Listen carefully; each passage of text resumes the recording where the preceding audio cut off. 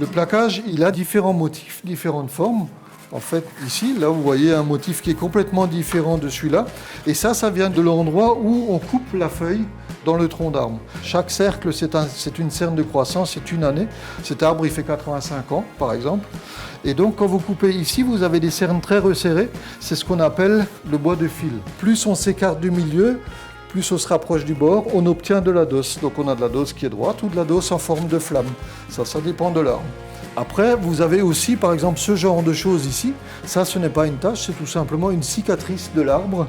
Il y a un jour, il y a 40, il y a 50 ans, il y a un oiseau qui s'est posé dessus. Il a picoré l'arbre et l'arbre, il s'est cicatrisé et ça a donné ça. Et là, c'est tout simplement la nature. C'est la vraie nature qu'on retrouve dans le bois. Vous avez aussi des différences de couleurs qui peuvent arriver.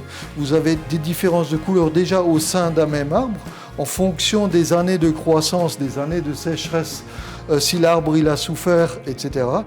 Ce qu'on a décidé, c'est de mélanger le tout de façon hétérogène, afin que dans la cuisine ou dans l'aménagement intérieur, on ait quelque chose qui est du peps, qui est de la vie, qui représente la nature, qui représente le bois dans toute sa splendeur.